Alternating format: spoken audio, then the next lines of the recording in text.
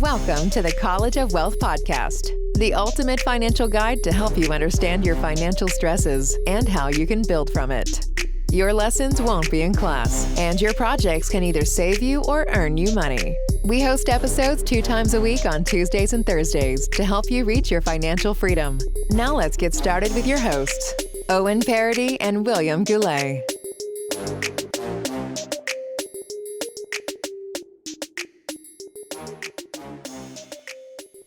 Hello, everyone. Hello, everyone. Hello. That's I okay. didn't even start saying anything, and you just botched the whole introduction. Yeah, I was jumping in along. I'm like, I saw you go. I'm like, oh yeah, I have to jump in there, and I just started yelling, "Hello!" But hello, everyone. My name is Owen Paradis. I'm here with my co-host William Goulet, and we're proud to present to you the College of Wealth podcast. Podcast. Okay, I'm a little off on the intro, but I promise I'll make up for it on the quote of the day, which I'm not forgetting today. You're really acting like Internet Explorer right now. Yeah, that sounds about right. Yeah, like your mouth is gonna be moving, and then the words are gonna be coming out like 5 seconds later. You know, one of my favorite TikTok creators does that. He just moves his mouth, and then the audio goes on later, and I don't know. There's something about that that's funny. But anyways. But needless to say, we like to go and call this. We like to say this is a financial podcast that teaches you the latest and greatest information about money. Because at the end of the day, this is a crazy money making world. You know, that's true. Okay, so I can vouch for that. It's crazy. Even like our intros, the world is crazy.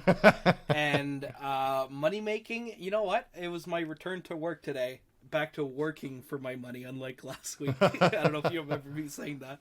But yeah, it's a crazy money-making world. It's hard to believe that this would be from the intro. You wouldn't expect this as a finance podcast. You'd think like, what the heck is this? What is this crap? You think this was a drunken podcast, maybe? Jeez. But yes, so like I said prior to this is a financial podcast. But because we say it's a financial podcast, we like to go and indicate that this is for entertainment purposes only. Okay, so like to go... yes, it is entertainment purposes. However, I don't think we should be saying only. Because, I know you, Owen. You do a lot of work. You research, you take time after work. You research an episode. You get it all prepared. You get it laid out in segments. Yeah. All of this is great information, and I don't think we should ignore it anymore. At least I'm not going to ignore it anymore, so I'm saying it now. Let's consider the information on top of the entertainment, okay? Okay. Executive decision, this is happening. We're going infotainment. What do you think of that? I hate it. Well, and by I hate it, I love it. Oh, okay. And by executive decision, I mean it's a democracy. Yes, exactly. But no, I do like the infotainment component of it, because in reality, that's what we call it here at the College of Wealth podcast. It is infotainment.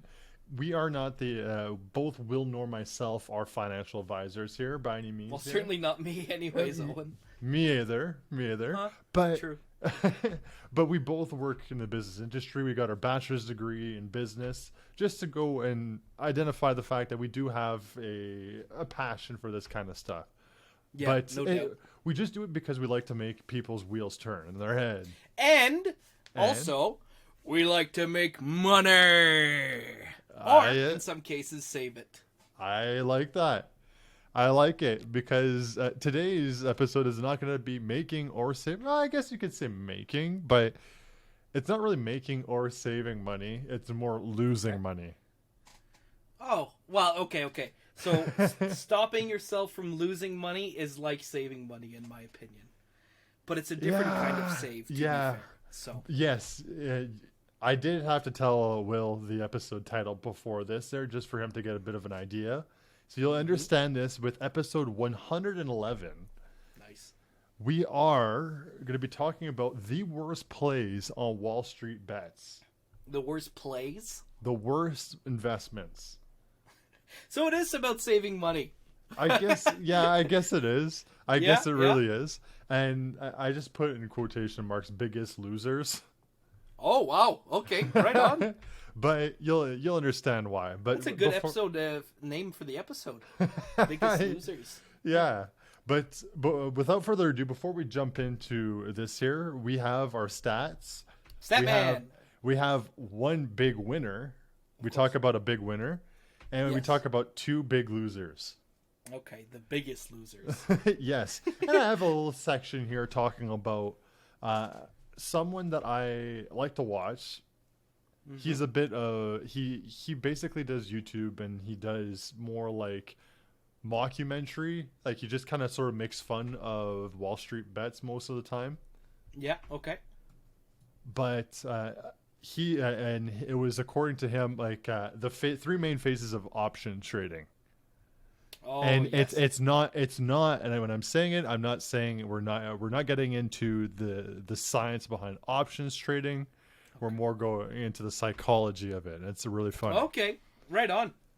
Yes, because I'm a little bit more lighthearted then. That's good. Yes, I'm going to be upfront. I am not good with options or anything like that. I don't know the science behind it, and I keep hearing it. And I kind of understand it, but I can't really explain it really well. So I'm not going to... And it's why we go and say we're not financial advisors here. Exactly. I don't want to spew out misinformation to anyone. Yeah, I probably spew out misinformation every podcast, but that's okay. You're not the one doing the research. I'm not a lawyer. So yeah. I'm okay. Well... So before we get into the stats, I want to go and start off by saying, if you haven't done so, give us a 5-star review on Apple or on Apple Podcasts or Spotify, or subscribe to us on YouTube. And last but not least, I see you watching right now. Yeah, leave a like, leave a subscribe on YouTube. We actually been growing on YouTube, so I like that. And if you haven't done so, give us a follow on Instagram. Yes. It's our cleanest platform. It's our cleanest, most themed, and correct, most aesthetically pleasing. I say. Yes. Because we don't see our mugs on there as much. No, exactly. So without further ado, we're gonna hop into the stats, and I think these are very interesting stats. Yes, Statman, of course. So the first one's provided by the Wall Street Journal. Nice. How many stock exchanges are there in the world, Will? Oh. 6? Try 19. 19. Okay. 19 I thought Europe would have condensed a bunch of them together. But there are 19. And did you want to take a wild guess at what the total world market cap is as of November of 2020? Oh. We're probably at a 300 trillion. Oh, wait, 2020? Yes. Okay. 100 trillion. Really good guess. 95 trillion. Wow. Okay. That is a dub. Yeah. That was a really good guess. Really good guess. I'm happy with that. I applaud you. It's almost a flabbergasting guess. Yeah. Our second stat in the United States, we've said this before, but in 2018, USA represented 40.01% of the global market cap. Oh, wow. How much does it take into account as of 2020? Oh, it's... In 2020, it's probably gone up a little bit. 43. So your guess is 43. The actual answer is 54.5%. Oh, wow, it grew a lot. It grew a lot. A lot of people started investing in the tech world and the tech world growing was probably... I was looking online that the tech world takes up to almost 25 to 27% of the entire stock market. Wow, and is it all US based? But you think of Silicon Valley, and Silicon Valley is notorious for being the tech hub of the world. Yeah. Well, either way, shocking. It is. And that's why I had to include this one here. And this is off of Statista. So yeah. Very good place as well. Our third stat. What refuse to pay? What percentage of the stock market is now automated? Oh, I'd say most. Let's call it a slick 60%. Try 80%. Really? Yep. That is so much higher. According to CNBC, 80% of all transactions from the stock market are actually automated. Whoa. And automated means it's not a physical trader, or automated means no one has actually made that decision. It just sort of happens. It's done by machine. Okay. It's decided by machine. Yes. So no one makes that decision. Correct. Woo, that's scary. Jeez. Yes, it is very much so. And our last stat is actually about. It's more of a fun fact, but I'd like for you to guess. Okay. The opening bell for the stock market has been a prominent piece of opening and closing the stock market. Uh-huh. In what year did the opening bell become tradition? Oh. I'm guessing, when was the Great Depression? At the end of the Great Depression. I don't remember the year. No. 1903. Oh, before! Yeah, before. Wow, so that's a solid tradition. And it became a lot more prominent when Ronald Reagan wanted to ring the bell. And it became, back in the 80s there. Yeah. And it became a symbolic piece that celebrities, stars, athletes all wanted to take part in this event as well now. Wow, so he popularized the bell. He popularized the bell. Go Reagan, I guess. Now that we got our stats covered here, we got to go and jump into our first person. And I'm actually this one's pretty interesting here. This is a big win, right? This is a very big win. Okay, good. And I'm sure you've heard of him. Okay. But he is I'm going to say it in Wall Street Bets terminology, he is the sheer definition of diamond handing. Oh my. Okay, well, you might have to. I'm guessing diamond hand is whatever you touch turns to diamonds. But not necessarily. No. You're going to have to tell me what it means. So diamond handing in Wall Street Bets terminology means that you're not selling. Okay. You're not selling no matter what. You're just not selling. And if you sell, holding on. If you sell, it's known as paper handing. Oh, okay. Wow, I didn't know that. Okay, that's good to know. It's a diss in the Wall Street Bets subreddit. Yeah, it's saying you got the weakest hand, you fold, and yeah. Exactly. So I would say that he is a clear representation of diamond handing. What's his name? So we're gonna start off with his Reddit username. Okay. And his username is deep effing value. Okay. And it's not effing, it's the actual slur. Word. Sure. He made a post in September 8th of 2019, and this was a post indicating that he was making a position of $53,000 on GameStop. This was September 8th, 2019. I already know where this is going. Okay. Yeah. 2019. And he... Way ahead. And he indicated that it was severely undervalued. He said, I'm looking at my metrics and I'm just finding that it makes no sense why GameStop is at the value that it is.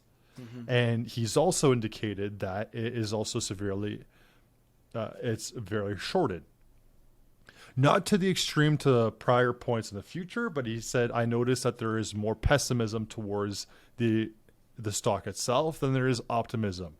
Which asked me in 2019, and I'd agree with the pessimism personally. Oh, well, you look at the comments of everyone posting it, everyone looking at this, everyone's saying you are insane.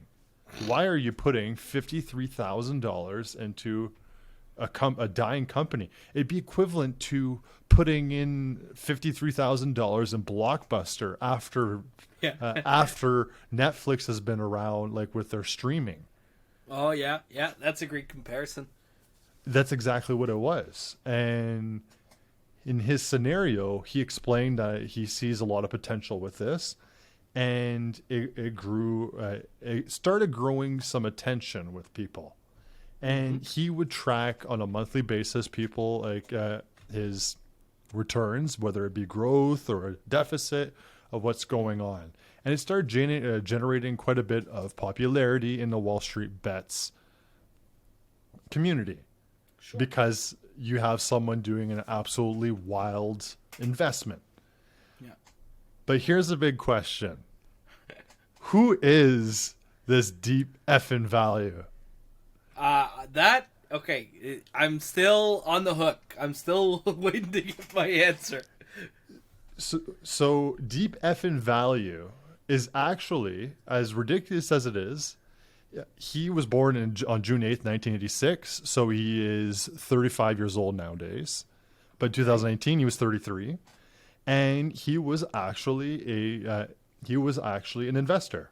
He was a financial analyst, and he had his CFA, so certified financial analyst position, and he worked for Mass Mutual. Okay. And he actually was accredited. He had his license, and that's what he did for a living, was trading stocks. So he had expertise. He actually he wasn't a nobody in the field. Yeah, and sure. I mean, he's 33 years old, so he is still fairly young. You can't go and say the guy has a vast portfolio of managing multi-million-dollar or multi-billion-dollar investments of any kind, but. Sure. He has 10 years experience. Yeah, if he got into it right away, yeah, I would agree that he's not a nobody. So when he goes and says that he sees this as undervalued and he's looking at his metrics, people are only seeing some guy on Wall Street Bets with the username Deep Effin' Value, who's recommending them to go and maybe take a look at this. Yeah. So they're taking his information as equivalent to everyone else's. Yeah. You can't put it on a pedestal if you don't know the guy's credentials. Well, I mean, unless you are on Yahoo Answers or on Yahoo Conversations during December or the month of 2020, 2021, when people were just looking at any stock whatsoever to buy in, and they were listening to the comments. Oh, okay. Yeah, I guess it's so people were bombarding that with recommendations later on. Oh my God! I mean, any Yahoo stock, Answers? well, not Yahoo Answers, but just Yahoo Finance. Oh, okay, any stock group in general was just throwing names, and people were throwing money at whatever they can throw at. GME. Yeah, and people recommending penny stocks that were worth like half a cent. Yeah. So needless to say, people had a little bit more due diligence prior to 2020. That's all I'm trying to say. Yes. And so everyone just kind of sort of had a lot of thought and said, this doesn't make sense. Mm-hmm. Like I said beforehand, in 2020, not everyone was thinking not everyone was thinking correctly in 2020. Everyone was everyone was a little bit all over the place. There's a bit of a loop, throw in for a loop. Yeah, everyone was thrown in for a loop. Bad expressions. But in his case scenario, this was September, and by November of 2019 of that same year, he actually brought up his position to $230,000. Oh! So it went from $53,000 to $230,000. Wow! And he purchased at less than $5 a share. So you can have an idea what the stock was, but here's the crazy part. When he demonstrated this was in November. GameStop announced that they ended up bringing a terrible quarter, and his position dropped from $230,000 all the way down to $83,000. Oh, wow. And hold on. Did he sell? He did not sell. He did not panic. And I'm not going to go and say, hold for these kinds of things there. for hodl, everything. Hodl. Yeah, hodl. Yeah. But in this scenario, he dropped down to 83,000, and his thought process was people were saying, "You're still ahead $30,000. Take your money and run." Yeah. No, this is still severely undervalued. Wow. And that was the crazy part. Throughout the months, now we're moving into 2020. The value of the stock kept going up a little bit, and it was really something that started piquing everyone's interest. It kept going up and up and up to the point that he was just he just knew that it was profitable, and he said it's still undervalued, and he says to people, this is worth a lot more. That's brutal. In comes in January of 2021. All right. January of 2021. A report comes out as the most undervalued, but the most over-shorted stocks on Wall Street bets.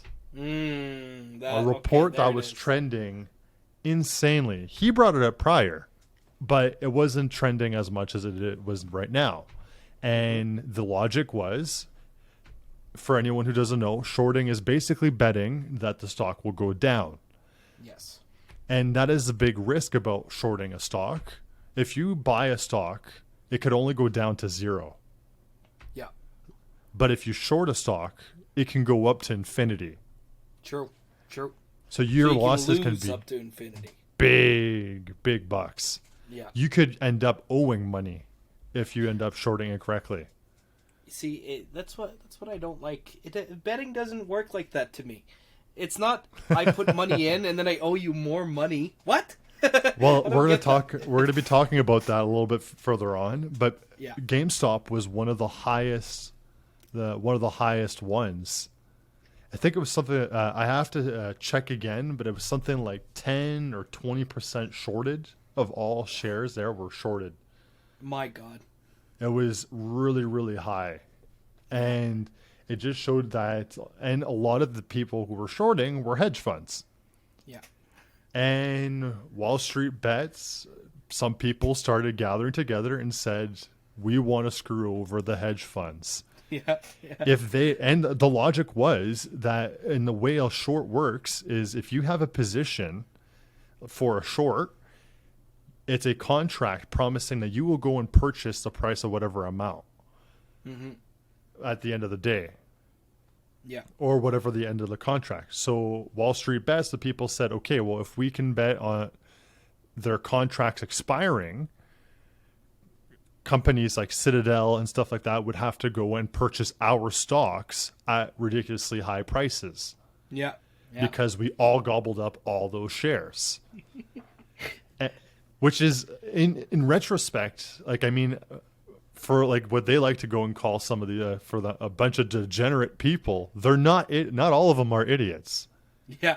If you gather a bunch of people and you do that, that's actually not an idiotic move. It's a smart move.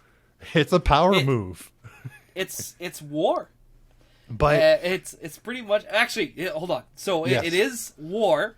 And yes. It does make me think of the quote of the day, which I am not forgetting, that's for sure. Okay. And it's from The Art of War. General Sun Tzu. All right. Yes. He was a Chinese general, and he says, never interrupt your enemy when he's making a mistake. Which goes pretty well. Which goes pretty well with the mistake that the financial institutions were making. Shorting against it, and despite a community just rallied behind it. Yeah, I like that. It's true, because their logic was, technically the hedge funds are profiting from people losing money. That's what's happening here. They're counting on it, and they're saying, yeah, that's totally fine, and we plan to make money off of it. Yeah, well, they're literally, and I remember looking up that the average hedge fund, you have to have a net worth of at least $1 million. Oh, wow. So they're giving back to the rich. Well, not giving back. They're investing for the rich. That's what they're doing. So yeah. Wealthy. And in this scenario, it was just their way to get back. And obviously, because Mr. Keith Gill, it was his name, by the way. Okay. Keith decided to diamond hand this. His by the time of 2021, his position, by the way, was no longer worth $200,000 or $83,000. It was worth $3 million. But that was at the beginning of January. Okay. By the end of January, it was worth just shy of $48 million. Oh my God. Yes. Oh my God. And what's the rule of thumb, Owen? When you go really high, what's the rule of thumb? I would sell at least your investment, at least. Yeah. Okay. Great point. If you win big, my rule of thumb is sell half. Well, you want to hold it, sell half. I don't care what you do, just sell half, and at least you'll have that. Yes, I agree. And, let me guess. This diamond hand did not sell. Well, no, actually, there is no actual reports of him cashing out or anything like that. But in January of that year, surprisingly, Keith Gill retired from his position. Okay. Thank goodness. So I would take it that he more than likely sold some of his position, and I don't think he's ridiculous for that. But the interesting thing is he actually ended up getting fined for that kind of stuff. I didn't look too deep, but it was just because of potentially enticing this right here. Oh yeah. And no, because sorry, go ahead. He had streams and everything like that talking about doing stuff like this and diamond handing and all that and enticing people to do that. You know, it's funny. I think I remember seeing a lot of people saying, oh yeah, they're totally fine if we were going to lose our shirt over this and shorting us. But as soon as their money starts to be on the line, all of a sudden laws start coming out and fines and this and that. It's pretty interesting. But needless to say, I have to go and say that this was a big win for Keith Gill. Yeah, no doubt. No doubt, man. The comments were saying, you are insane. Like, you are like at 200,000. What are you doing? Like, you're an idiot for not selling. At 50,000, just buying in at 53,000. That sounds pretty wild. Someone told me, hey, I'm going to invest in 2019. I'm going to invest in GameStop. And say, what? No. I think you're investing in the wrong. You're going the wrong direction here. Try pharmaceuticals. But in this case scenario, now that we spoke of a winner, we got to talk about some losers here. And the first one we're going to be talking about is going to be someone you may know. Okay. And his name is Dave Portnoy. I don't know if I'm saying Portnoy, yes. Oh, Barstool Sports. Correct. Legendary, man. One bite, everyone knows the rules. He does a pizza review, and that's what he says. Yes. But in this case scenario, for anyone who doesn't know, like Will said, he is an internet celebrity. And he's known for his website that he created named Barstool Sports. Mm-hmm. And he's also the person who kind of sort of memed the bro culture. Yeah. He kind of sort of started that. And I remember in high school just watching his stuff. And it was funny. It was hilarious. Yeah, exactly. Everyone just saw him as this chill dude who just didn't care. And he's like, he just does whatever he thinks is good. And oh my God, has it never worked for him. But in reality, he was targeting exactly people like you and I. He was targeting young men. Right, exactly. That's exactly he was targeting to young. Right? Yeah, he was targeting young men. And I know he's gone pretty heavy into investing, though. That was one thing that he always did, eh? Well, from the last reports I was looking at, he sold 36% of Barstool Sports for $136 million to a company. I'd have to find the source again. But needless to say, he sold 36% for $136 million. And part of those were like a share of the company, and some of them of those shares were not even eligible for voting. Oh, so some of them were just dividends. You own the company. You own the company, but you don't have the right to share.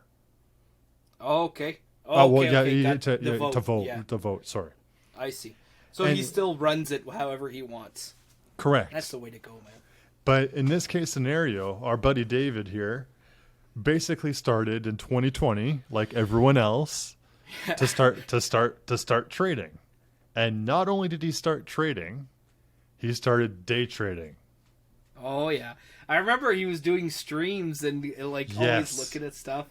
Yeah, and that's exactly what he was doing, was streaming it, and people were interested because you got this internet celebrity getting involved in this kind of stuff. A rich guy sharing his view.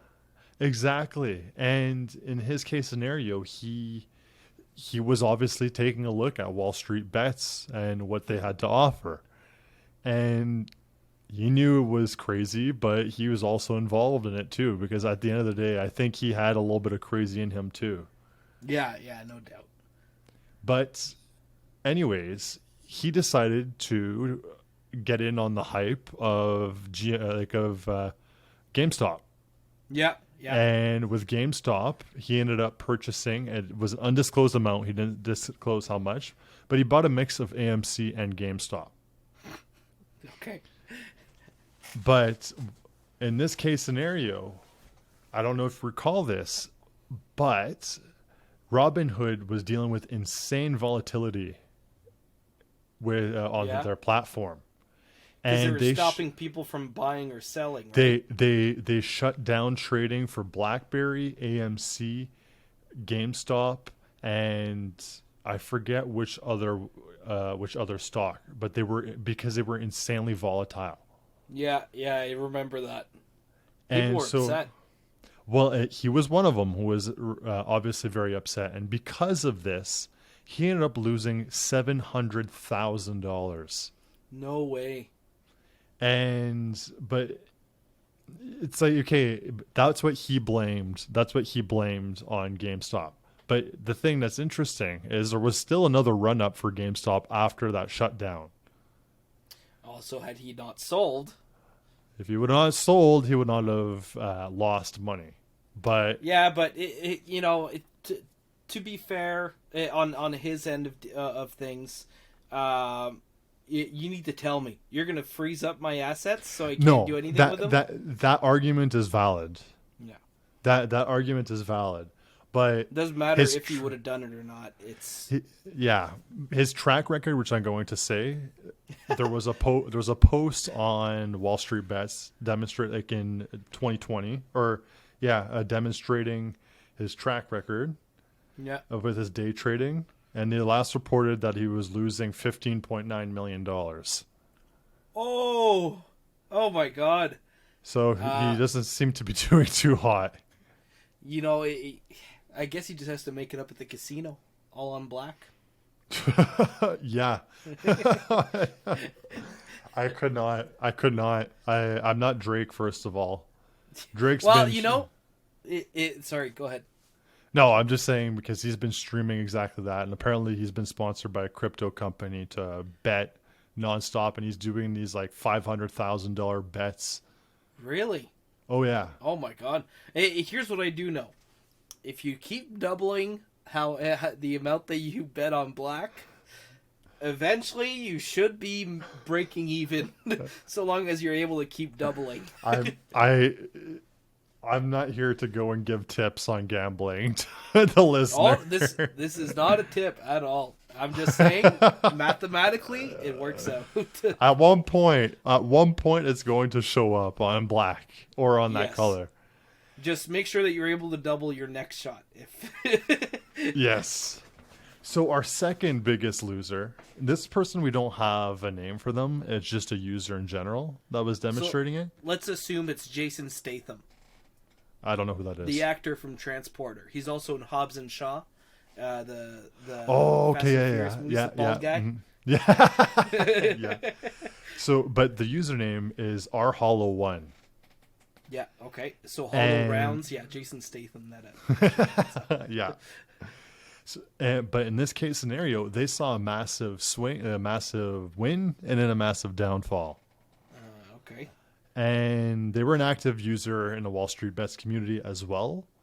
And they ended up purchasing $35,000 around the same time as Keith Gill did. Yeah. Okay. Oh yeah. The guy who made it. Yes, exactly. But he purchased $35,000 around the same time. Oh, and good. he held his position for a long time. And he did the same thing, but he wasn't as active as Keith was. Sure. But it was still something to report. People were interested in what was going on. But what happened was he held on. He not only held on to his position, he remortgaged his house to be able to put money into this. Wow. And at the peak of his growth for this, he was up 15,000%. Whoa. And the value of it was $5.3 million. So from $35,000 to $5.3 million. That's life-changing money. And because he decided to start shorting the stock and everything like that, or he started playing with options. No. His position was now worth $360,000. Oh my God. So we gotta give it to he still got $360,000 out of $35,000, which is great. Sure, but he sold half. He would have been up 2.5 million, 2.6 million, 2.65 million. Well, it was probably enough for him to pay off his mortgage. Hopefully. I really hope so. Well, not the 2.6, but at the end of the day, when it's all said and done, the $300,000 and some thousand.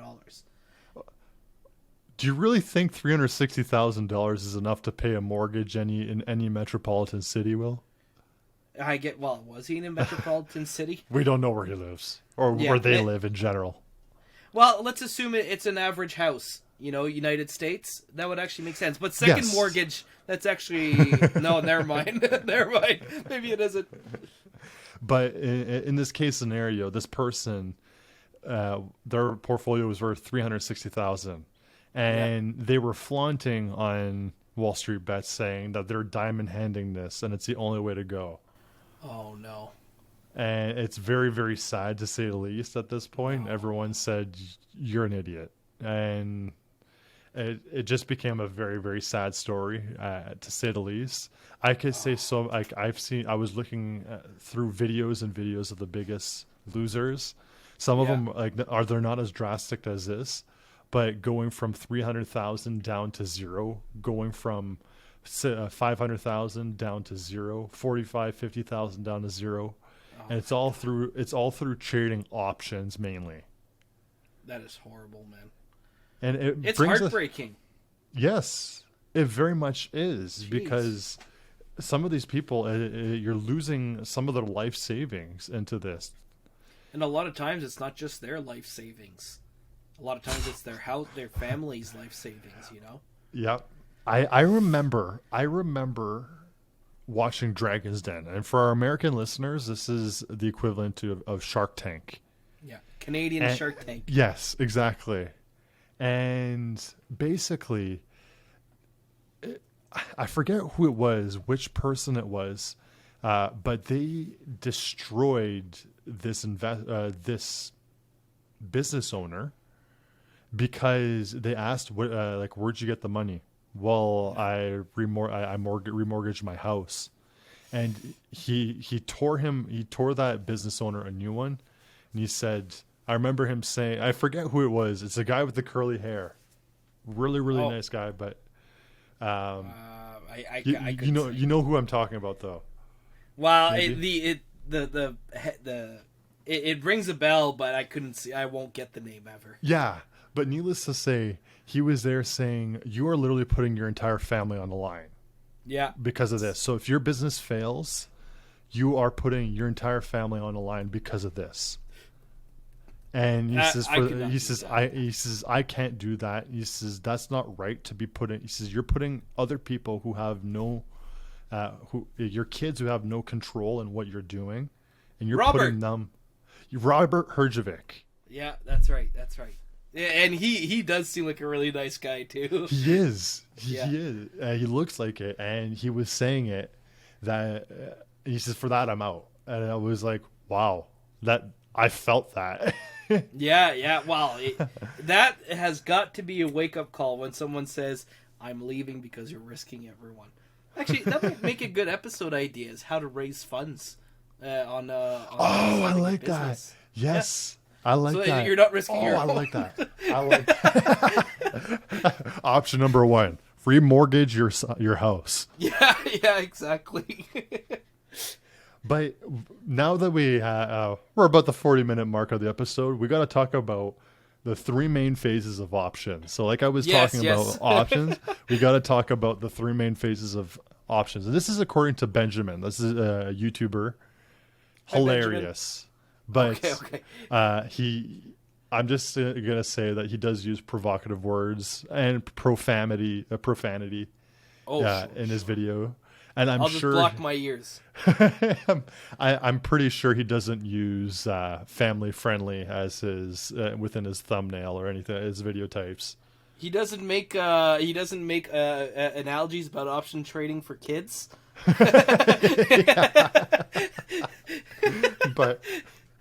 But he has 3 steps for it. I basically broke it down into 4, and the first one has to do with the fact that you started off with consistent, safe trading with typical SP 500 growth. Yeah. So you're following it. You're maybe investing in some dividend stocks. You're taking some safe bets. You're looking for a nice future outlook. Yeah. And as he likes to go in, and like he liked to go and say it, oh, you were so innocent. Yeah. You haven't seen the dark corners of the world yet. Yeah. So picture a graph that's basically going up like this, slowly but consistently. You have the typical, you got some little downhills, but overall you're going uphill. Yeah. The second step is discovery of options calls. Mm-hmm. This is where you're covering. This is the discovery. So your graph now is starting to go like this here. It's not really going. It's going to go maybe up and down a lot more, but it's not going completely down because you're taking safe bets right now. You're doing safe option bets. You're not doing anything. And in this case scenario, however, at one point, you are going to see extreme growth. Yeah. You're going to have that one option that is going to go and skyrocket. Money! Exactly. But because you don't know how to handle it, it brings us to our third point, and that's taking on full risk, because a lot of people get greedy. And what ends up happening, that position tanks hard. Mm-hmm. And because it ends up tanking hard, they end up taking full-on risk. They go balls to the wall. I've lost this much already. I might as well just make it up. Let's go. Something like that? Yeah. They're going all in now. Yeah. And that's exactly what's it's extremely, extremely risky. And hear me, doesn't that sound like gambling?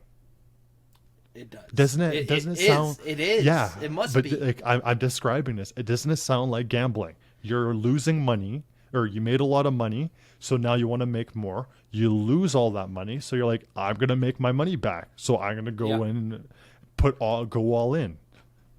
That's exactly what gambling is.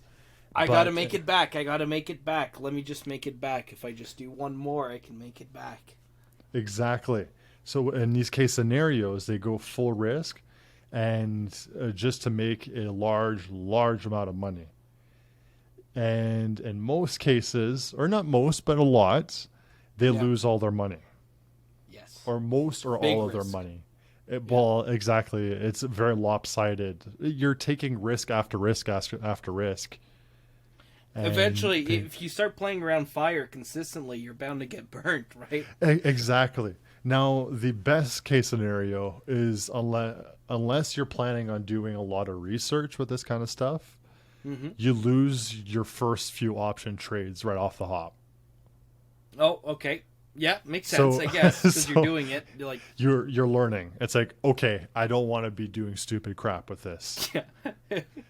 Instead of just winning it big, and it's just like, all right, well, this is easy, and I'm just going to play stupid. And that's what ends up happening with some. I'm not saying all option traders. There are some genuine professional ones, but they do their due diligence.